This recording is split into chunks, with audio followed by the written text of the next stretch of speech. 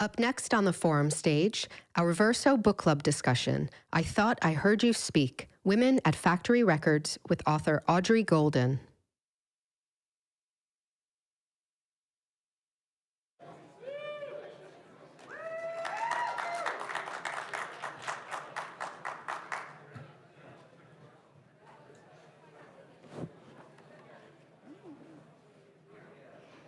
Wow, we are like so color coordinated up here. Can you guys stand it? Hi, everybody. Welcome to this portion of VersoFest with Audrey Golden, author, and Karen Ponzio, journalist. I am from the journalist for the New Haven Independent, which is an online paper. If you haven't heard about it, check it out. I write about arts and culture. I am so thrilled to be here to talk about this wonderful, wonderful book with this wonderful person. We've actually been kind of chatting already. So let me tell you some background information about Audrey Golden. She has published essays in a wide range of academic and cultural venues. She's the station manager of Louder Than War Radio, where she also presents a weekly show called Breaking Glass, which illuminates women in music as artists, managers, label owners, designers, sound engineers, and more, and so much more. Audrey holds a PhD in literary studies from the University of Virginia, a JD from Wake Forest University of Law, and a BA in film from Wesleyan University, right here in Connecticut. If you are not aware, this is the book, and this is a book. I mean, this is a nice chunk of a book called, of course, I Thought I Heard You Speak, Women at Factory Records. It is a brand new history of the label told from the perspective of the women involved in the label, as well as the Haçienda, the legendary club that also became the epicenter of Manchester in that time. The book's an oral history. It has over 50 interviews with women who were involved in the factory records and the Haçienda and all of the outposts from there. And it's almost 500 pages. Like I said, it is a lot, and it probably actually isn't enough, is what I'm gonna say. There probably are even more stories here, but what's here is just incredible. So everybody, please clap for Audrey Golden and this book, and this wonderful piece of work. For the people who may not be familiar with factory records or the Haçienda, Audrey, could you kind of give us a brief intro to that? Yeah, absolutely. So you might know Factory because it was the label of bands like Joy Division and New Order and the Happy Mondays. And it's become known kind of in popular culture as this iconoclastic label that was more interested in sort of thinking about design and thinking about aesthetics and image than making money. There's a rumor that constantly floats around that Factory Records lost money on their 12-inch Blue Monday, the best-selling 12-inch of all time. It's not actually true, but that's the sort of rumor and the sort of myth that has floated around Factory. And typically, the Factory stories that have been told head around the men who created the label and have been named in all of the existing Factory stories to date. The label also decided to open a nightclub called the Haçienda in Manchester in 1982. It ran until 1997, and it had a long life with a lot of different lives in it, but it became most notorious, I guess, for the Manchester years with the rise of Acid House and all sorts of tales about violence, drug use, and madness at the Haçienda in the late 80s and early 90s. But as I talk about in this book, and maybe we can get to that, there's actually a lot more to the story. Yeah, and you know, the stories that are told in here are by the women who were involved, and they were involved in every aspect of the label, of the club, like from, you know, from making the music to making the art to running the cloakroom. I thought all that part was really interesting, which maybe we could talk about later, like of these things that the women there thought of that nobody else thought of. When they thought of it, they were kind of like, oh wow, yeah, I guess we need to do that. But what I wanted to get started with before we even get in so much into the meat of the book is, how did you get to this project? Like, what made you decide to write about this record company, this music, this club? I started as a fan of the label, of the music. I started as a fan of Joy Division, a fan of New Order, and once I was able to, I started buying some of the ephemera, like you do, of a label that's known for its ephemera. In particular, they created really amazing and really interesting Christmas cards, and it turns out they were signed by a lot of women. There were a lot of women's names on those Christmas cards. A lot of the posters had women's names. But interestingly, most of those women's names weren't even mentioned, let alone sort of discussed at length in any of the factory stories I had read about or knew about. And so I started to track them down. And I started out thinking maybe this will be an article, maybe it'll be something kind of shorter form than a book.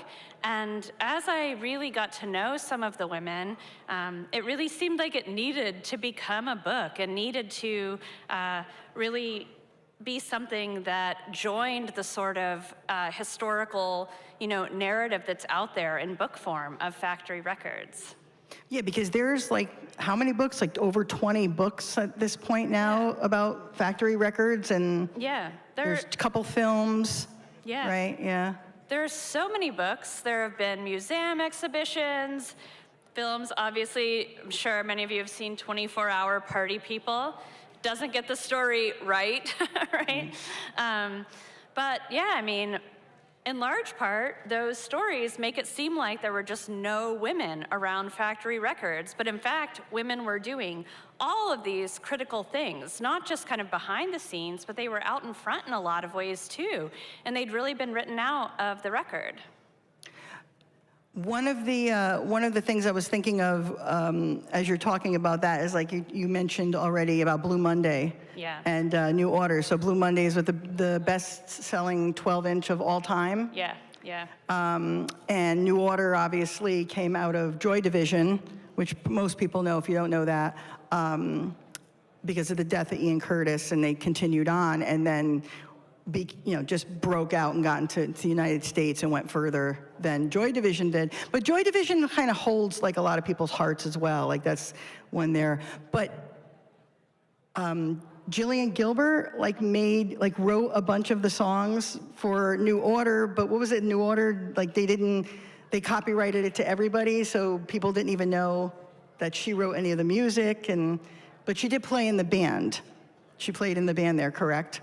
Yeah, absolutely. Yeah. I think Gillian's story is maybe perhaps the best known one when it comes to women doing any kind of work at factory or kind of around factory.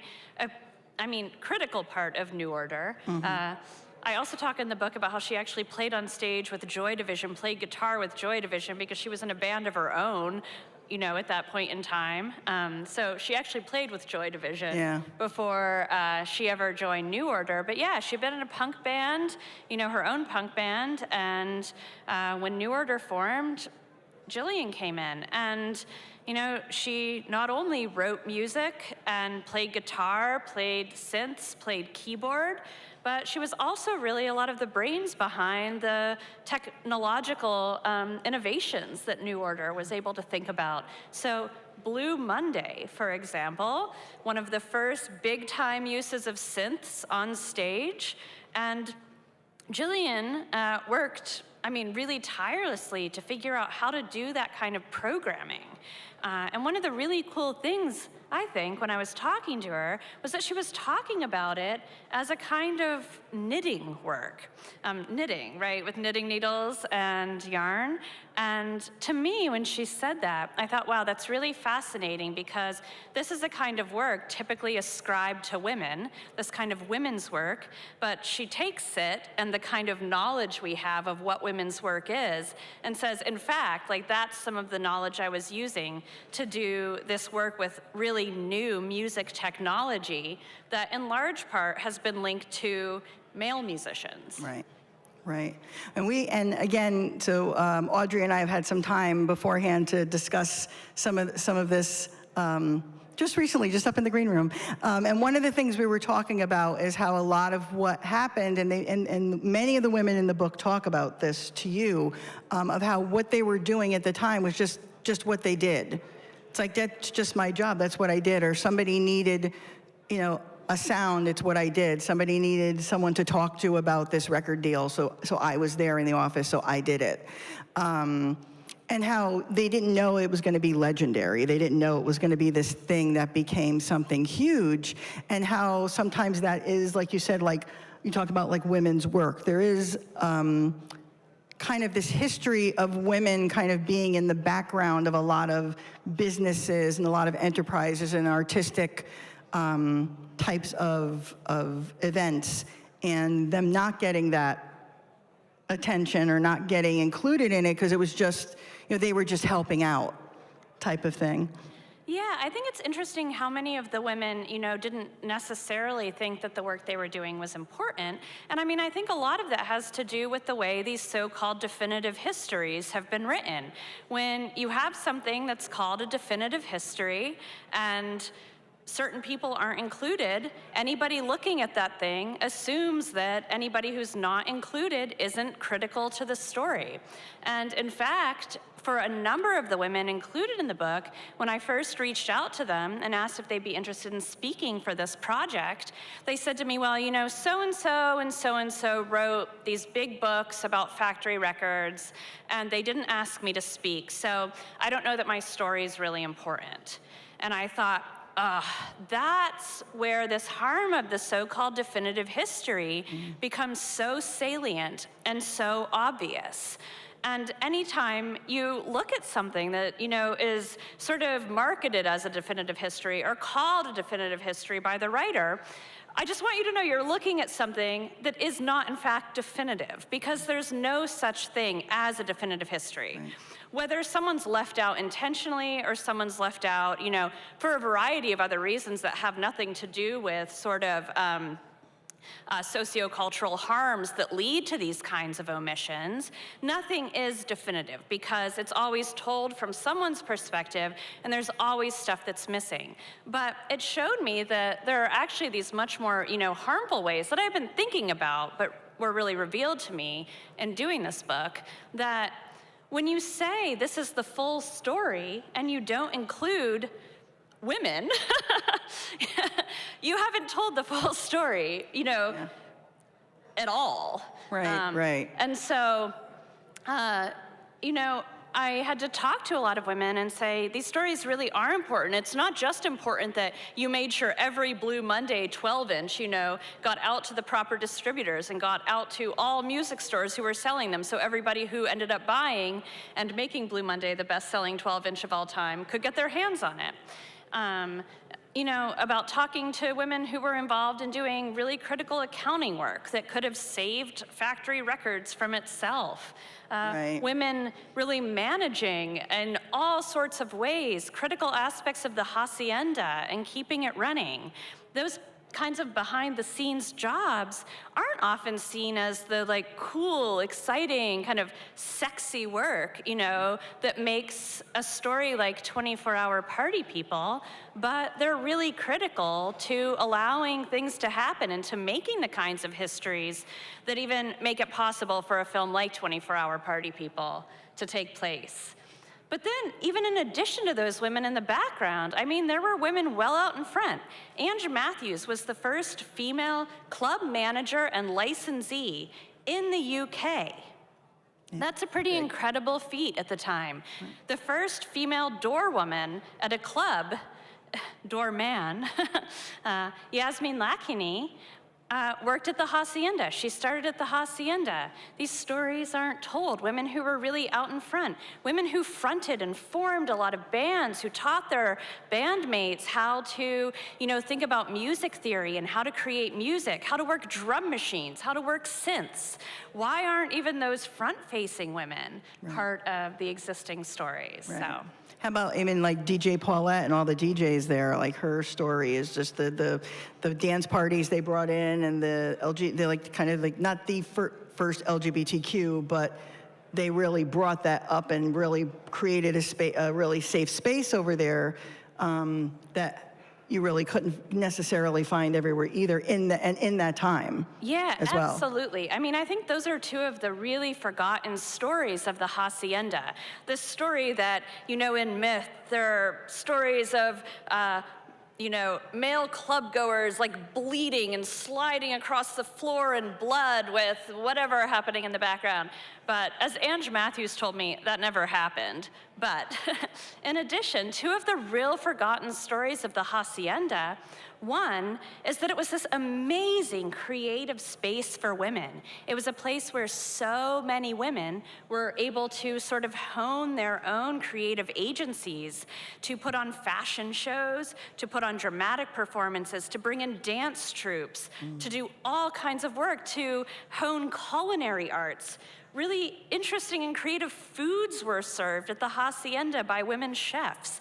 You never hear those stories. So that's one of the stories of the Haçienda that's often forgotten. But the second one that you brought up that's such a critical one is that the Haçienda, even amidst all of this Manchester acid house madness, really did become a safe space, a queer safe space in the midst of Manchester and the North.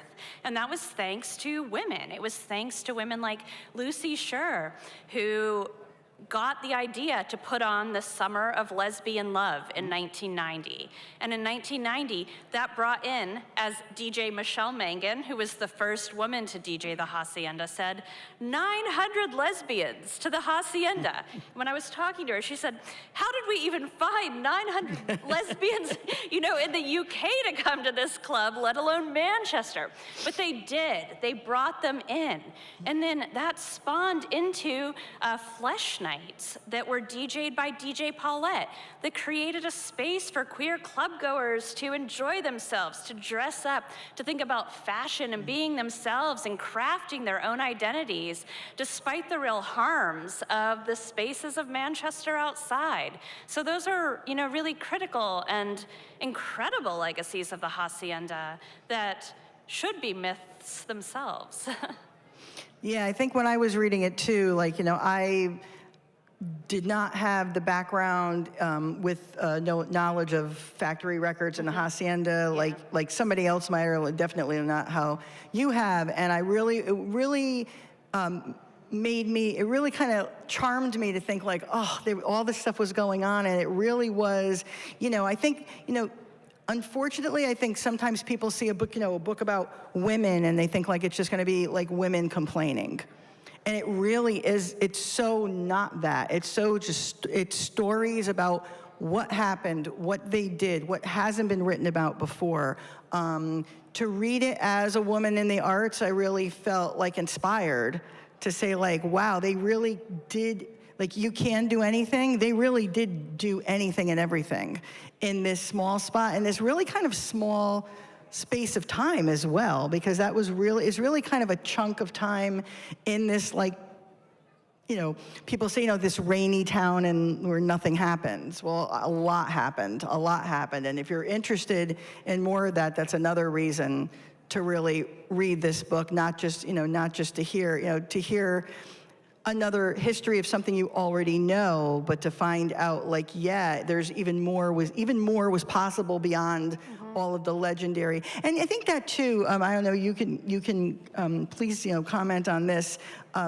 You mentioned already, it's not as sexy, some of these stories, or as cool, some of these stories, to say oh, these people were on the ground bleeding, or, these terrible things that happened. Do you think sometimes people don't want to hear the joyous and fun growth types of stories that happen? I mean, how has the response been to that?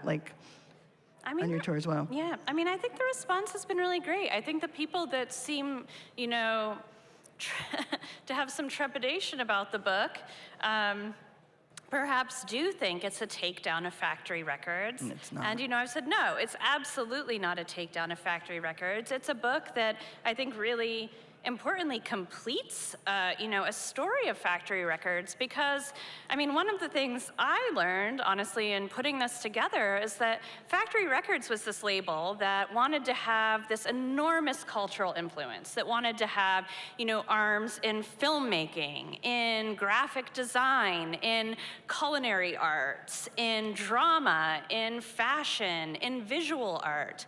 And it, in fact, did. But it's not clear how those stories fit together until you hear from the women who were involved in all of those areas of work. And it really was largely women handling a lot of those aspects that make factory records what it was. So it's about, you know, incredible creativity from the women who were working at the label. And it's not also just a story about, you know, like working in an office behind a desk.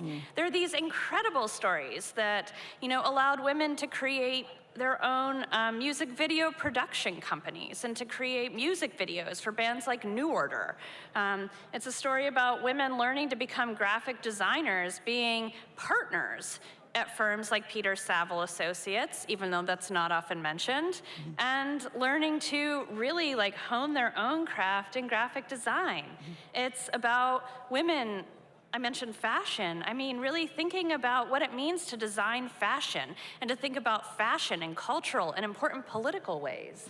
And you know, they did that because factory created that kind of space where they could do it, and it's such an important part of the story. I don't think you can realize just how critical factory, you know, has been to kind of a larger cultural history of all of those things without knowing the stories of the women.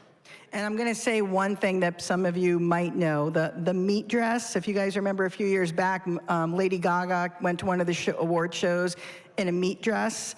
And the meat dress, that was a take on a meat dress that was worn in protest, actually, if you want to mention that story, at the Haçienda. Yeah, absolutely. Shortly after the Haçienda opened in 1982, Linda Sterling, whose band Ludus was set to play, Linda had been really frustrated with the way casual pornography was being shown, the way women were being objectified and being treated through largely, I mean, kind of cultural misogyny. And she had two managers at the time, Cath Carroll and Liz Naylor.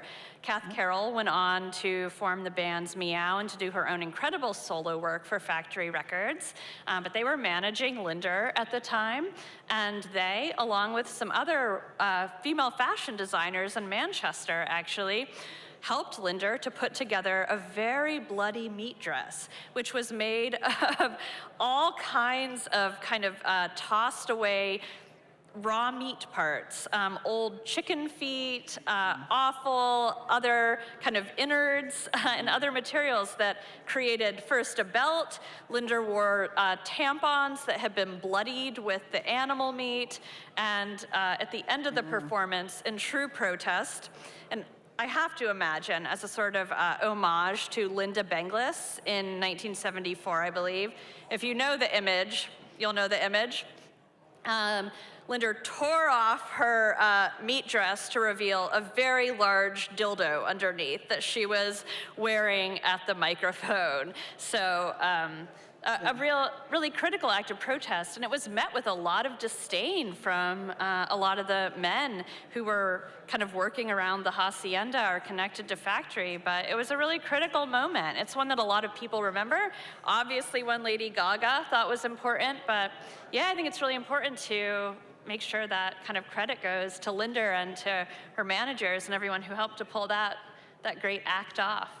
Yeah, and then there's like these, things that seem like little things, but they really aren't little things. Like, I'm still completely fascinated by the fact that like they had to be told to put like railings on the stairs There were women who were like, you really need to put railings on the stairs here, and you really need to have a coat room, a cloak room, they would say. And there's like these things that seem like small, unimportant things, but when you're running this huge club, the whole idea of them, they had the restaurant and the food, and just go throw some records on. Well, they threw some records on, they all became DJs. So these little things, they seem small of why is that important, but it's all of these things that come together to run a successful club, which it was. It was like I said, it was like the epicenter of everything there, correct? Yeah, absolutely. And I mean, thinking about some of those practicalities, I mean, they were critical practicalities. Penny Henry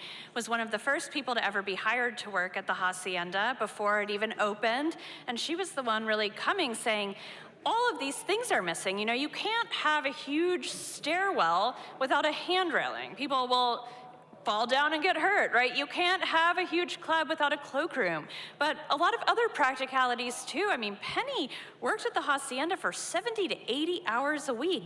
And she told me a story that I'm about to recount and brief for you in just a second. I said, oh my God, Penny. I can't believe you had to do that. She was like, if I didn't do it, it wouldn't have gotten done and the club wouldn't have run. It was a leaky building. It had been a yacht showroom. And it was this huge kind of cavernous space, not so unlike this, I guess, and with really high ceilings. You have to imagine being able to fit a yacht in. I have no idea of the practicalities of how that works, so don't ask me. Me neither. No yacht experience up here. But the ceiling was leaking, and the roof was leaking. So Penny had to climb up on the roof of the Haçienda and replace roofing slats because the club would have flooded.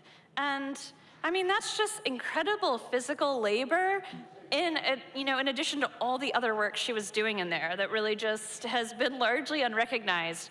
I actually, when I was trying to decide how to describe Penny in the cast of characters in my book, I decided to call her a superwoman because she really was. She was, and I think still is, a superwoman, so. Yeah.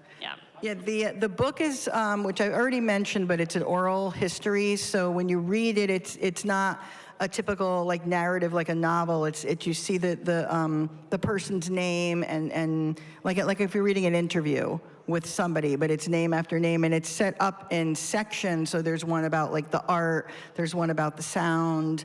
I like the one that was Big Sister is watching because they set up a surveillance system, and so the women were the ones that worked there were the ones in charge of that. So they were constantly, because there had been a break-in. Yeah, there had been a lot of violence at the club. That part is true. And there was a need to sort of have surveillance. And so the women managing and running the club were the ones who got behind these surveillance cameras and a pretty large-scale surveillance operation, which is pretty interesting. But since you brought up oral history, maybe I could just say a little bit about the kind of form the book takes and why I decided to do that. Yeah, so if you've never encountered an oral history book before, it looks like somebody has just cut apart and kind of put together a whole bunch of interviews they've done. And in, short, I guess that is what you're doing, but it's really so much more than that. This book is about probably 5 to 10% of the total amount of the interviews I did for the book. When I first put it together, it was about double the size of this, and I cut it down from that. But it's really about thinking about the way the stories come together and how they can be woven or knitted, as it were, picking up on, Gillian and Gani Rietveld, into something that really tells a new kind of story. And for me, it was really critical for this book to be done in an oral history format, in part because these women's voices have been so marginalized from the existing factory stories that it seemed really critical for their voices to be the ones shining and telling the stories, and for my authorial voice to really take a back seat to the intricacies of their speech, to the ways in which There's a ghost. Keeps changing. The ways in which their kind of vernacular, relates to their own experiences and where they come from and how they tell stories. And so it was really important for that reason. But it's also, I think, a really democratic form. When you look at an oral history book, you have a whole bunch of voices that come together to tell a story where no voice is really subordinated to another. You don't have one kind of overarching narrative voice that's, guiding you to think about how to understand someone's, ideas or experience. Instead, you kind of come to it in a way where everyone is equal and on this equal footing for storytelling. And then, what is happening? You could show it, yeah.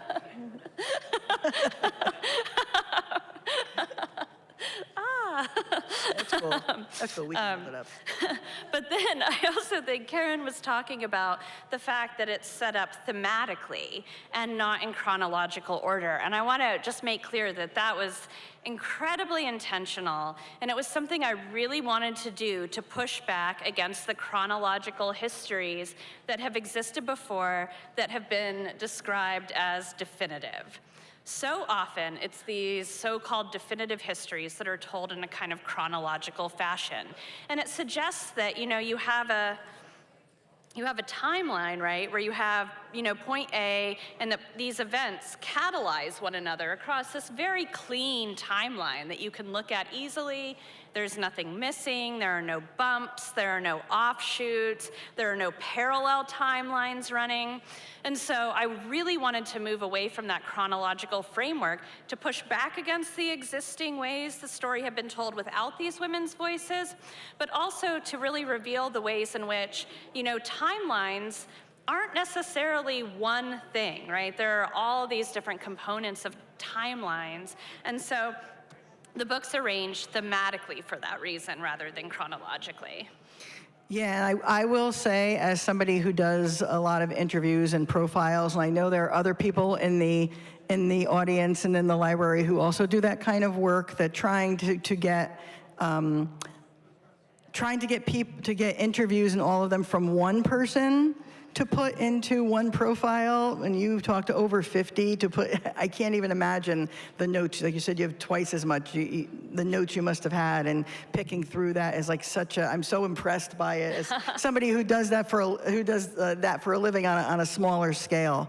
And it's actually over 75 interviews. That kind of blurb was something the publisher crafted when I was halfway through writing. So there are, more than 75 voices in this book. Oh, wow, yeah.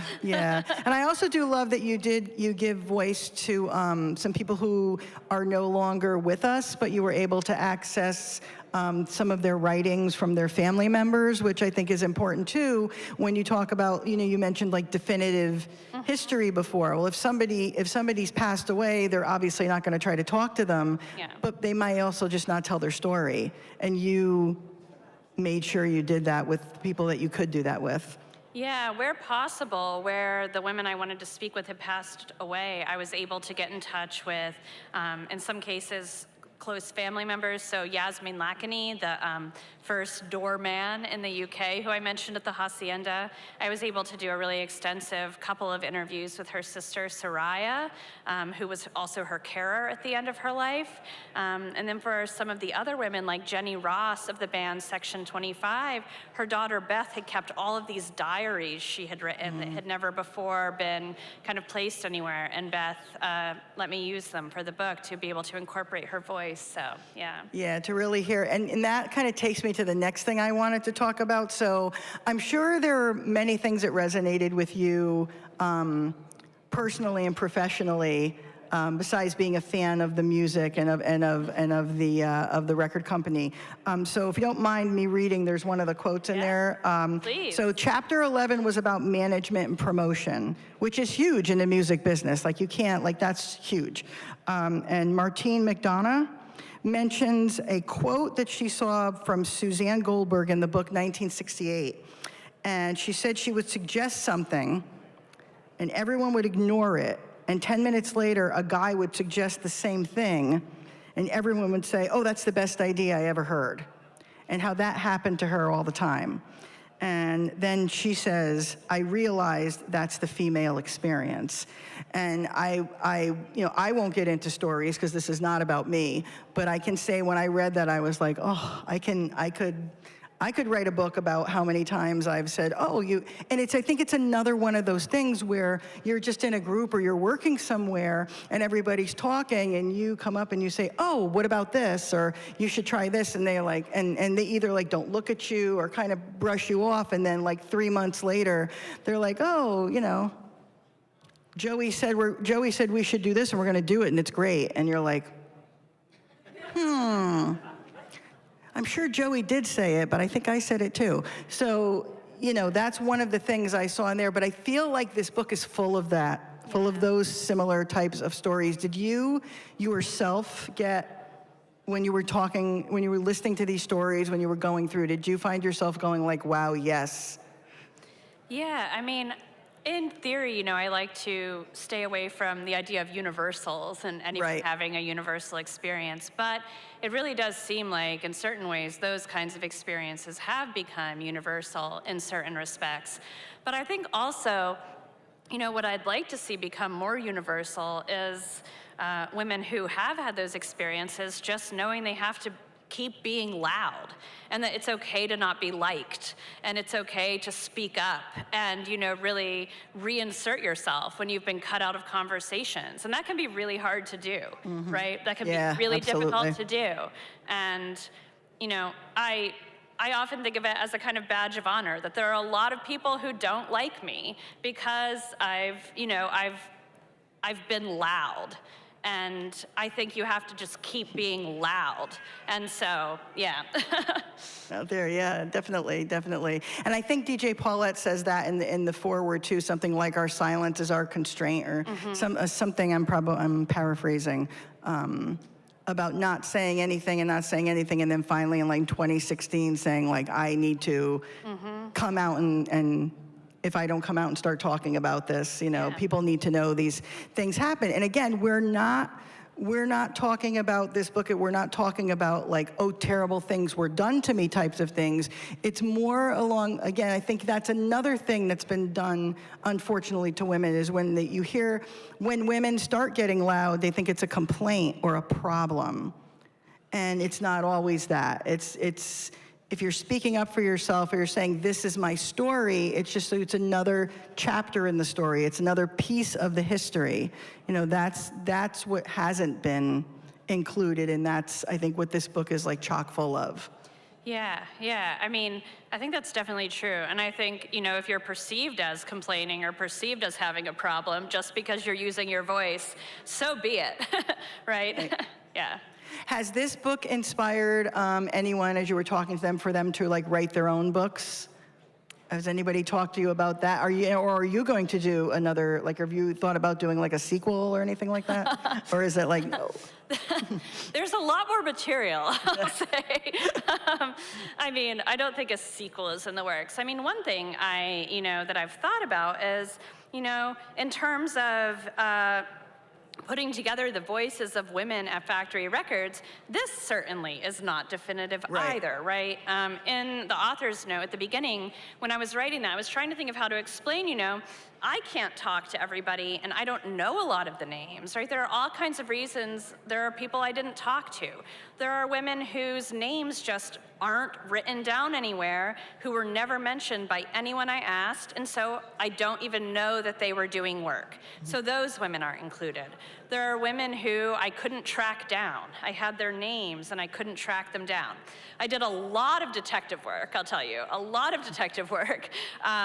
And it's complicated because a lot of these women changed their surnames after getting married. So they were difficult to find, but I even went as far as looking at like UK property records and tracking people down. Some of that worked. But so there are women who I just couldn't find. Right. There are women who passed away before I started working on this book, and just hadn't been recorded anywhere, hadn't written anything down. Their voices aren't included.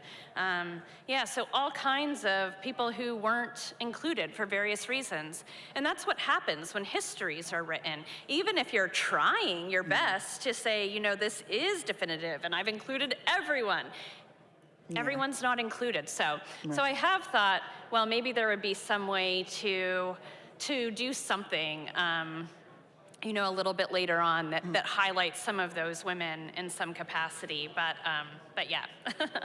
So that actually leads me to the next, which is your next project. Can you tell us about the project that you're doing for the Raincoats? Yeah, I'm working on a book on the feminist punk band, the Raincoats. So it'll be coming out, hopefully, a year from this August 2025. Provisionally entitled Shouting Out Loud, Lives of the Raincoats. But it's going to tell the various lives of the Raincoats, their first incarnation in the 70s and early 80s, their second life that really got started shortly after they broke up in the early 80s, thanks to a number of really amazing queercore artists and artists that would become Riot Girls. So they had a new life in the 90s, broke up again, and then had a third life again that's still going. And it's a book that's going to be part narrative history, a little bit oral history, and a lot of visual history because, as it turns out, they've kept an amazing personal archive. So there's going to be a lot of images from that. And again, is that something that you were led to work on that project because you were a fan type of thing, or did somebody get you involved in that, or? Yeah, I feel like it's hard. I don't know, how other people feel, but I feel like it's hard to work on a book when you have, a day job, unless you really care about what you're working on in some capacity. At least that's my experience. Right. So yeah, I came to the Raincoats as a fan. I actually learned about them through Kurt Cobain writing about them in the 90s. I was a huge Nirvana fan, and I wanted to hear, more about and learn more about these women who had this band, and it included a violinist, which was crazy to me because I was playing classical violin, which I hated, I detested, and I didn't realize until I heard the Raincoats that, you could play instruments in new and different ways than what, Bach wanted. So I came to them as a fan, and I've been really inspired by the way they've inspired other artists. I think that's one of the coolest parts of their stories, the way they've just been so inspirational and have given so many women a sense of permission to be themselves and to speak loudly.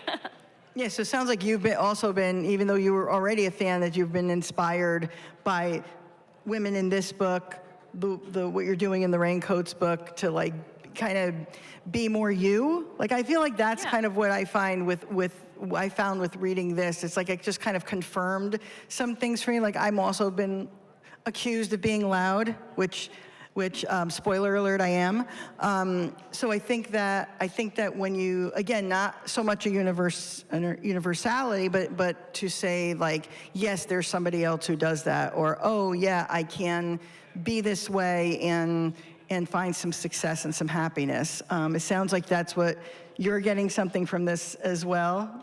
Yeah, absolutely. And I think it's hard to kind of find that permission to be yourself and to be loud and to do things that interest you creatively, to, find the kind of space to do things that you think are important in the world. And I think a lot of the women in this book, show us that those things are really possible. And I think the Raincoats are linked in that way because they showed so many kind of up-and-coming musicians in the 80s and 90s, and even in the present, in the 2000s, 2010s, 2020s, that, you can do those things, and you can make a kind of world for yourself, even if the world outside isn't, inviting to you and isn't welcoming to you. And we talked about this a little bit earlier, too. We talked about the response to the book. How about the kind of the younger, I don't know if it'd be kids these days, but the younger generation? Have you had kind of a response from the book? What is their, have you gotten anybody coming up to you saying their experience as a woman in music or a woman out in the world kind of Has anybody mentioned that to you from not my age, but more like in their teens or 20s, that type of thing? I haven't talked to any musicians per se who have read the book, but I know when I did a book event for this book in Manchester in the UK, there were a number of really young women who were in the audience who, you know, who came up after and were having their books signed and said they were just so excited to see this because their city had been so kind of focused around the mythologies of the men of factory records, and they didn't realize they were actually living and working in this environment where women were given that kind of, you know, ability to be creative forces in their own rights. Yeah. I mean, when you only have like the definitive history or the one, you know, the one voice, you want to be careful with that like one voice type of thing. Again, even though there's been many books and many movies, it seems like they've been somewhat repetitive. Where this, you're not. Yeah, where this book, you really are getting just like kind of a kaleidoscope of views, and a lot of the women work together at the same time, and they still have their own stories, which I think is kind of the thing that I really loved about it. I love hearing other people's stories, so again, I'm a big fan of this. So if you're somebody who, if you have not read the book, again, if you don't know by now, I highly recommend it. I do read a lot, and I do talk to a lot of musicians, and it's really, it's always good to hear another perspective. And this one has, again, so many perspectives that you will, it's just like, I would say maybe like a feast of perspectives. Maybe that's the way I would put it. I think we're going to wrap things up now. So is there anything else you would want the audience to know about the book itself? Yeah, I mean, I'd love to read from the very last part of the book, actually. When I interviewed Teresa Allen, who worked at the Haçienda for a very long time, she was a little reticent to speak at first, and ultimately I did have a really lovely interview with her. And I interviewed her relatively early on in the process, actually, but when she said this to me, what I'm going to read to you, I thought, that's going to be the end of the book. That will be the last word in the book, because it sums, I think, a lot of things up in ways that are really important, which is that women were marginalized from these existing histories, but that's not what this is about. You don't need to tell a story that's premised on that marginalization. You can center new voices, and you can center these women's voices in a story. So this is Teresa Allen. There was nothing else like Factory. There's never been anything like it since, and I don't think there ever will be, to be perfectly honest. But at the time, it was just our day-to-day life. We weren't thinking, oh, we've got to remember this for posterity, because years down the line, your kids will be bragging to their friends, oh, my mom used to work at the Haçienda. But my eldest son is a videographer, and he works with big-name DJs.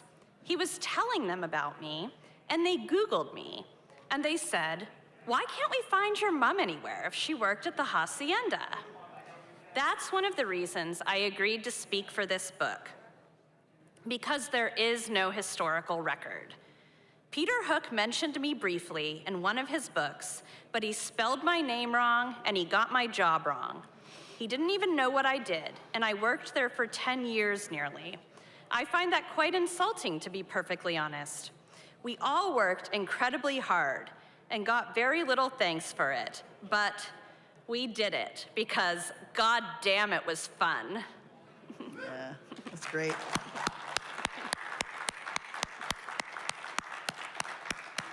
When you just said you're going to read it, I remembered like part of it. I'm like, oh, this is going to be so good. And it was fantastic, right? You know, like fangirling up here, absolutely. So Audrey, thank you so much for being here, for having me. Thank you to the Westport Library, VersoFest, Brendan. This is fantastic. And thank all of you for being here. Audrey is going to be, I guess this, front, back. Audrey's going to be over there where the records and books are with copies of the book. And if you have any questions for her or want a book signed, please go visit her. I recommend talking to Audrey as much as I recommend reading the book. Thank you so much for being here. Thanks, Karen.